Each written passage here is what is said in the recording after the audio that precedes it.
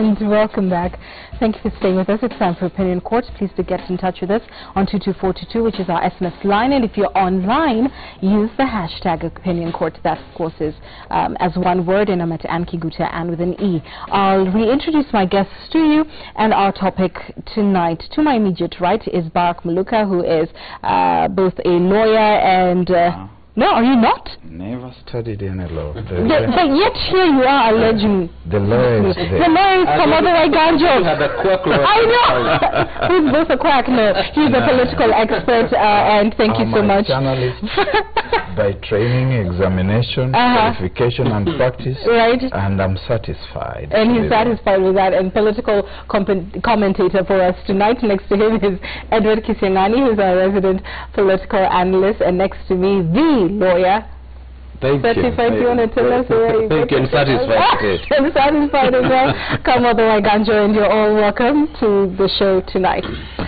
So as I mentioned earlier, on the program tonight, we are probing claims that have been made by the NASA presidential flag bearer Raila Odinga. He's made some weighty allegations this week. First, he claimed that KDF alongside AP's regional coordinators and county commissioners are being trained to help Jubilee to rig the elections. Thereafter, Raila claimed that the presidential ballots have already been printed as part of a larger Jubilee plot to rig the elections. So tonight we're asking, and I'll start with you, Komodo. It's difficult to know the truth to such claims. Are they verifiable?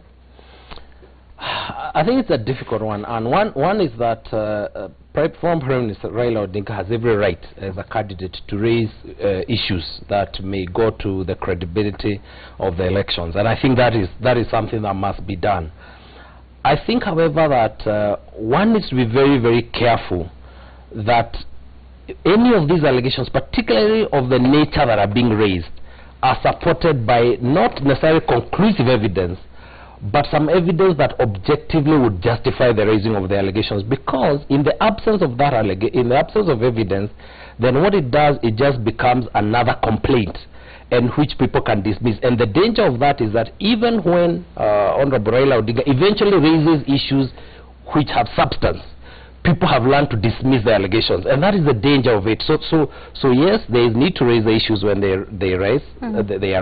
Some of them may be substantive. I don't know. You don't know. But I think it's important that he who alleges needs to prove. That is the fundamental principle of law. And I think it's important, particularly when you raise an issue that has to do with security of the country, that members of the disciplined forces are actually helping government to rig. That is a serious allegation. It needs to be supported by some scintilla of evidence. In the absence of that, it can be very, very risky in terms of branding of the complaints that the candidate may eventually raise, that then negatives, it neutralizes, it neuters even later complaints that may actually have substance. Right. Yeah. Your thoughts, Barak, and if indeed the burden of proof is on the one who alleges, who should be investigating these claims? I agree completely with the lawyer in the house. that this starts at some point to border on crying wolf.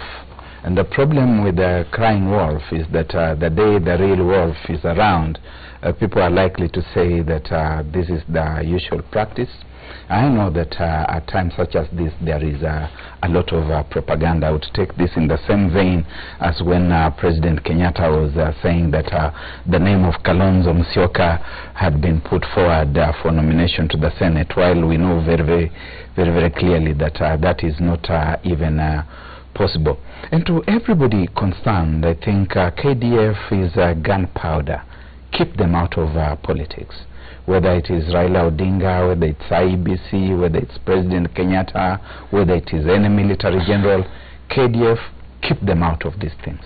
Right, and so the investigating responsibility on such claims? I think it would usually fall within the ambit of the military, their own investigative arms and wings, because they are not allowed to take this kind of partisan political role, and therefore that would start in fact gravitating into very dangerous waters, because that would be to invite the military into the kinds of divisions and loyalties that we see within the civilian population, and that can be very dangerous. Verified or not, Prof, what is the immediate result of such claims? The immediate result is panic, because people don't know whether they don't know the veracity of these claims, and therefore there is room for anxiety, and that is not good as we go towards the elections. But having said that, the most important thing in this kind of debate is to ask what the Constitution says. The Constitution, if you read the Constitution, which the clauses that established the disciplined forces, including the KDF, it runs from Article 238, 239, 240, 241. Those are the relevant constitutional clauses for this discussion. Now, these clauses clearly state the duties of the disciplined forces, the National Intelligence Service, the police, and the KDF.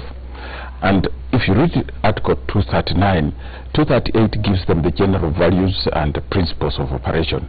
And then 239 tells us that they can be deployed, and they are allowed to be deployed in cases where there is disaster, but also they can be deployed to areas which have instability, so that they can return peace to the situation, to normalcy.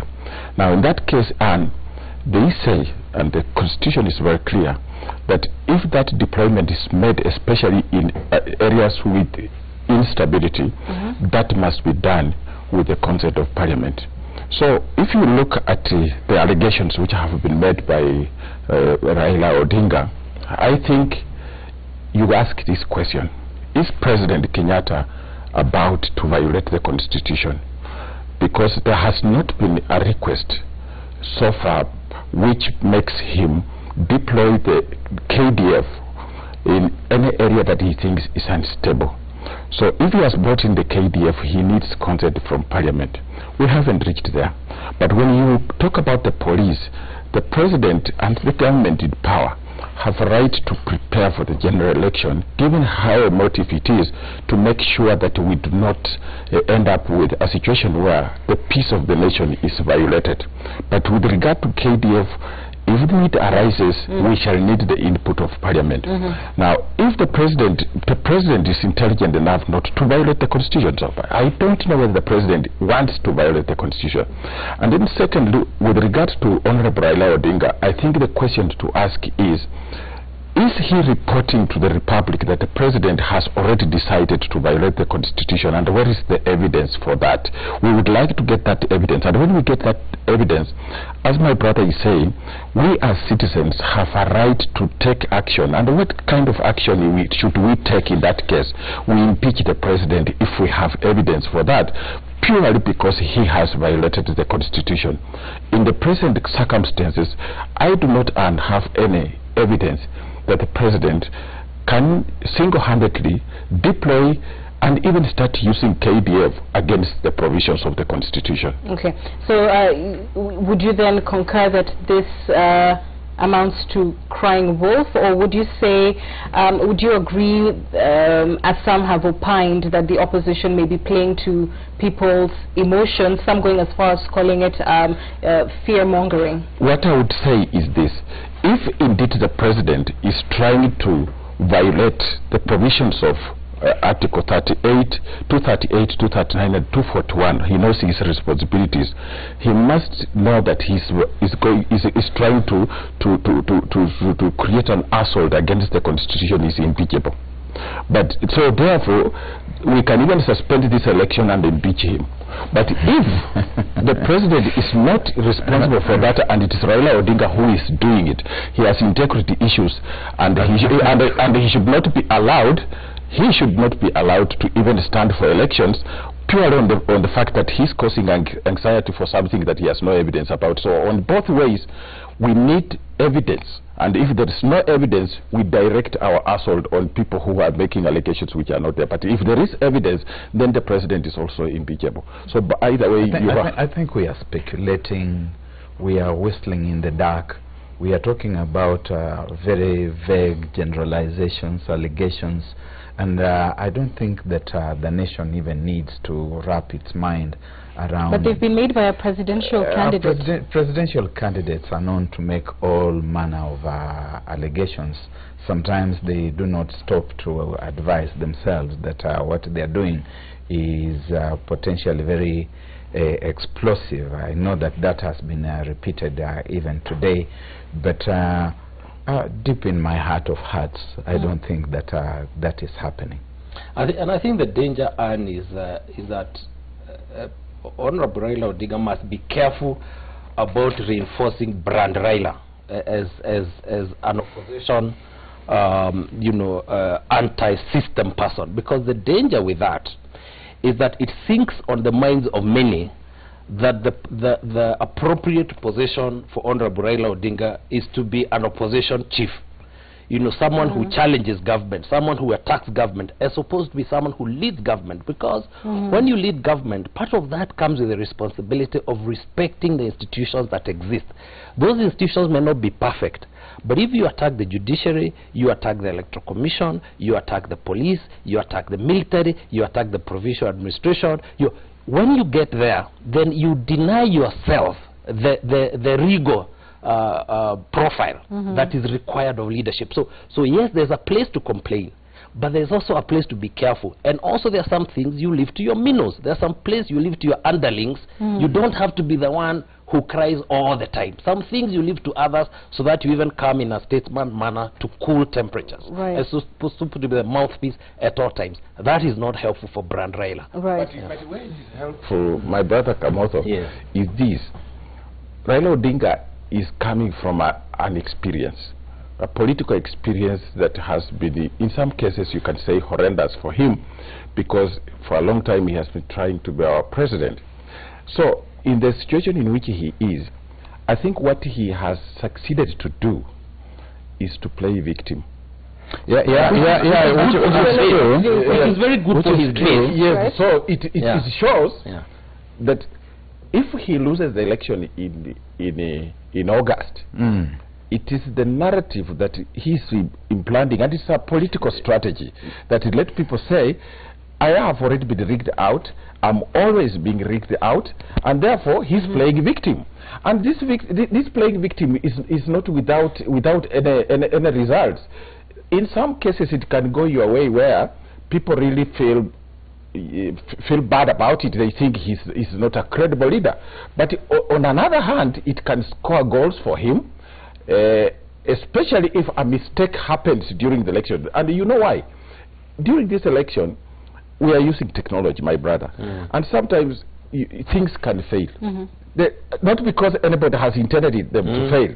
Now, so if it fails, it actually feeds into this narrative that it is failing to make him fail, and that is something very dangerous. So when you hear the president then say, or Jubilee say, that the reason why these claims are being made back is because the opposition is not ready for the election, or the opposition has smelt defeat, what then do you conclude? You see, is that probable? You have to look for all manner of loopholes and try to plug them. If they suspect there's an opportunity here that someone could exploit against you, you have got to try and plug it. But I think that Kamodho Iganjo is spot on.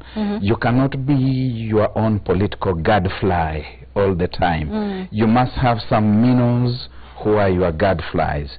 You must be protected. You must have some space for distancing yourself from those allegations. Now, when you are the manager of Final Resort, and you are the one who has acted as a gadfly, there's no way you are going to run away from those allegations should they turn out to be embarrassing. A footnote is also worth of adding in here, that you know, you're trying to become the commander-in-chief, and And as you're trying to become the commander-in-chief, you don't at this moment go out to try and antagonize the fellows who are supposed to be saluting you. You also have got to try to avoid opening up so many war fronts. A war front against the opposition itself, the government itself, against the IBC, against the police, against the National State Security Intelligence Services. That's why I'm asking. So many, and you don't even have. I mean, Raila Odinga, the NASA presidential candidate, is a seasoned politician. Yes. If at all you are, it is true that this is error, then it's hard to believe that he would make such an error given the span of his career. That's why I'm asking you what you think about then the Jubilee claims that the opposition perhaps may not be ready for the election. I don't think so. They are ready for the elections. They are just trying to make sure that the ground is covered. You see what Barak is saying, it is speaking to the question of strategy.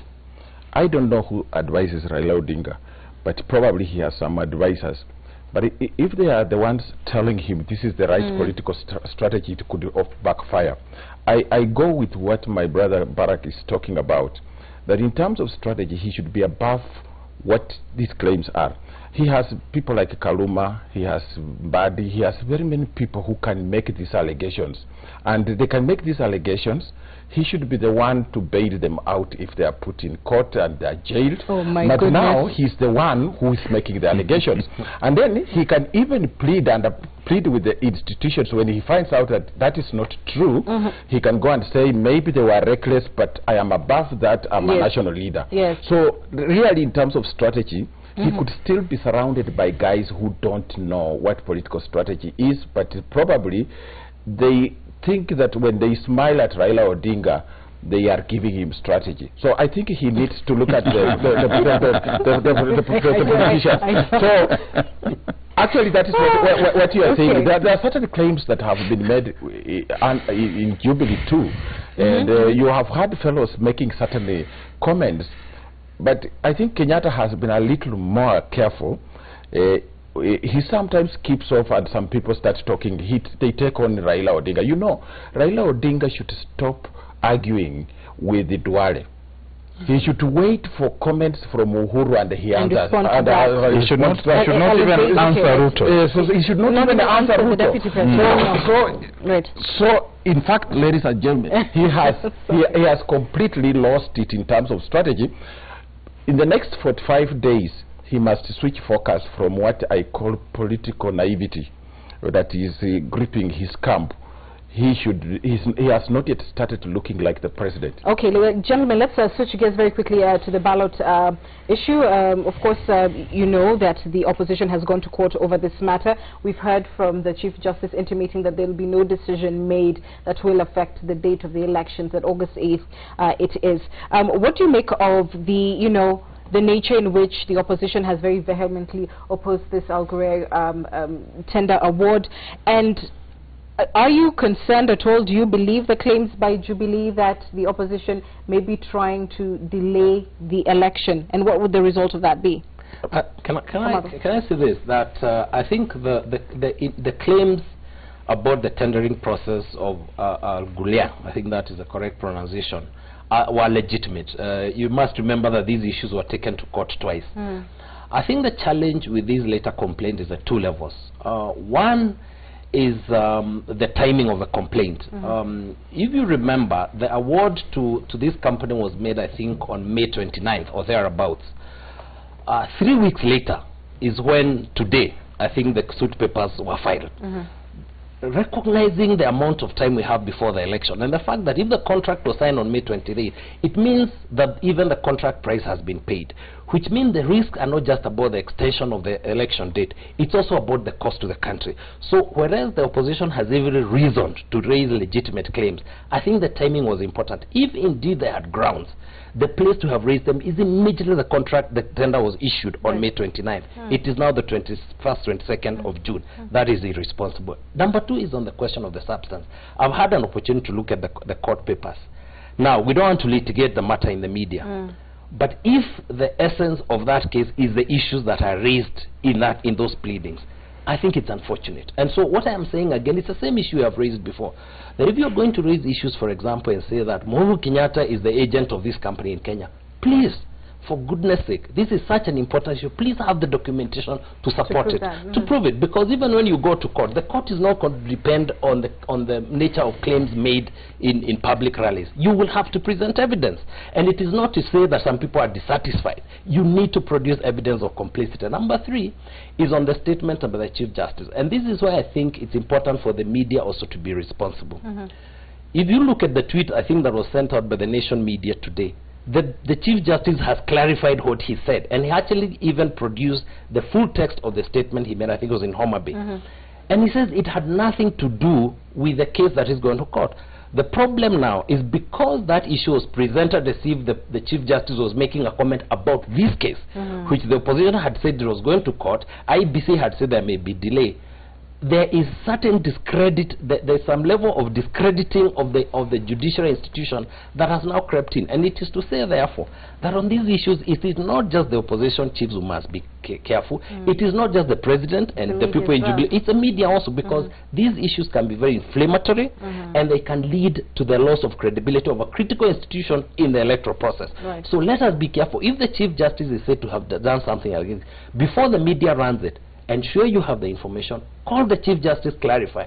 Don't throw it out to the public and incense and inflame an issue that is very, very delicate. Definitely. The need for clarity at the same time. I think that's correct, because the impression we got from the media clip was the Chief Justice was preempting a case which is already in court. But my learned friend is already a good guy. I mean, he knows the law, our learned friend, and so he has clarified. So we don't want to pursue that matter. But what I think should be done is to look at this election in very many aspects. There's a lot of emotion. That's true. And the emotion that is prevailing is such that people can make certain comments out of anger, but the courts, there is no limit for anybody to go to court.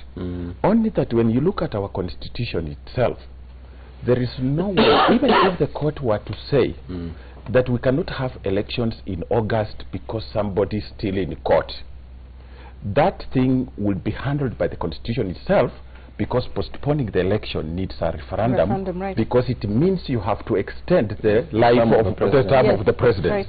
So whatever thinking the courts have, and if that again is the strategy of people in NASA, legally they have gotten it wrong, because there is no way this election is going to be even possible. before you get there, would the cancelling of this tender, if it was to be cancelled, necessarily cause a constitutional crisis? Would it necessarily get to the point where it is improbable that the elections can be held on the date? IBC has said that the process of printing of the ballots must start, I think they had said, by this week, if there's going to be an election. It is not that it is preferable to start. They have said if you don't start that process by now, because printing of ballots is not just psychostyling paper. There's a whole process. And the process, we're talking about 120 million ballots with different candidates. You can't risk it. So it's not so much that the election will be postponed by the courts, but that the ultimate effect of that court decision would be to lead to an impossibility of having an election. So the issue is not whether or not people should go to court. I think every party must go to court on legitimate issues. That is where the court may I put in a word age-wise? I've listened very patiently. There are some, and I want to pick it up from where the lawyer is talking about the effect and the cost, which I've also heard from Professor here. There are other ways of looking at effect, outcomes, and costs. What would be the cost of going to an election that people think is flawed? Going to an election where a credibility gap exists, because the lawyer accepts that there are serious issues for procedure of procurement, things that were not done the right way. Is it true that some people came here from Dubai, and that some of them would appear to have been from Al-Ghurair?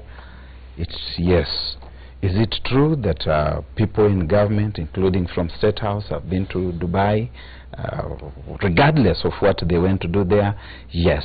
Is it possible that in the eyes of especially the NASA sympathizers and supporters, that they are capable of thinking that there is something crooked here?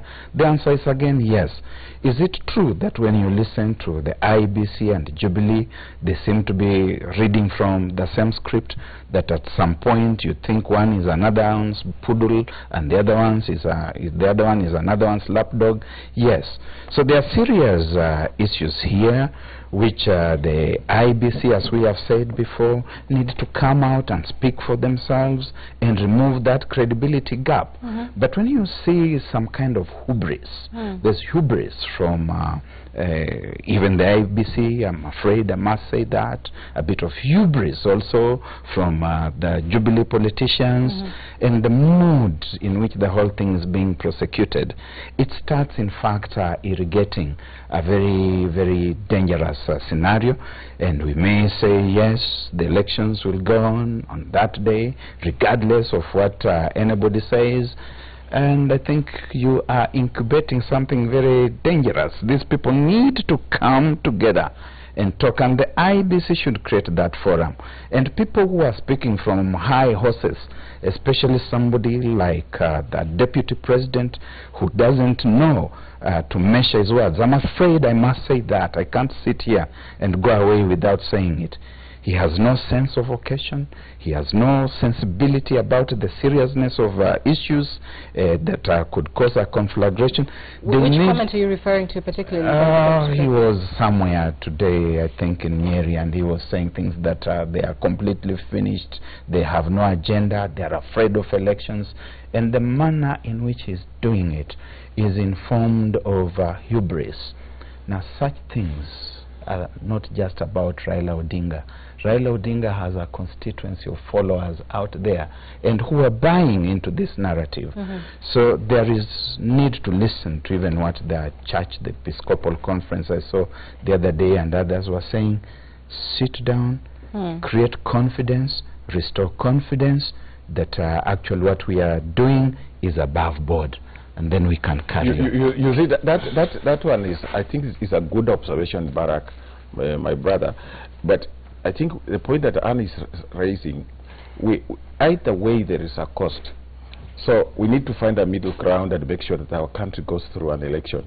If the courts rule that that company cannot continue, and we have to do the tendering, there will be a crisis with timelines. So the elections may not be held in August.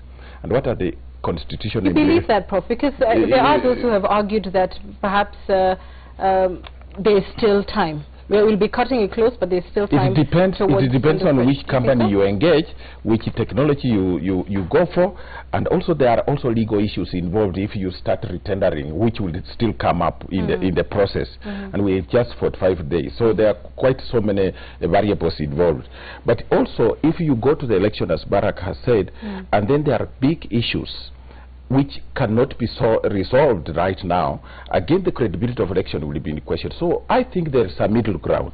The middle ground is for all the combatants in this political game to come together, and even for Dubai, they say, okay, the situation is already where it is.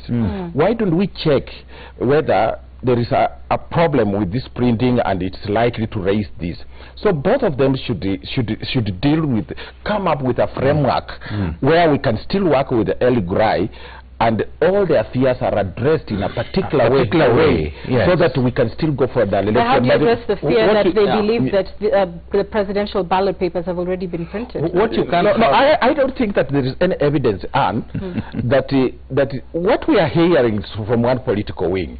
I think for our purposes, we don't know whether that has happened. Because it's about addressing the concerns. IEBC has itself said, come to Dubai with us, all political stakeholders, on the day that the printing will begin. See the process for yourselves. So one would argue that is a measure of transparency. But if the claim, on the other hand, is that leave alone what you're telling us to attend, these papers have already been printed. Let me ask how do you satisfy that or prove that? Let me ask this. You know, one of the issues that we must also not speak from both sides of our mouths. You see, the people who pushed technology the most was NASA. to ensure that people do not vote twice. Right. To ensure that when you vote once, that vote is entered and you are removed from the register. Right. Which means, even if you came with 3 million ballot papers today, where would you take them? How would you enter them into the system? Isn't that what should... Let's assume that it is true. Their ballots are... Isn't the conversation we should be having? How do we ensure that even if there's somebody doing something spurious, because even if it's not Al-Ghurair, it doesn't mean that other people can't do it. I mean, there's enough money to be passed around. Right. How do you ensure that you cannot infect the system with invalid ballot papers? The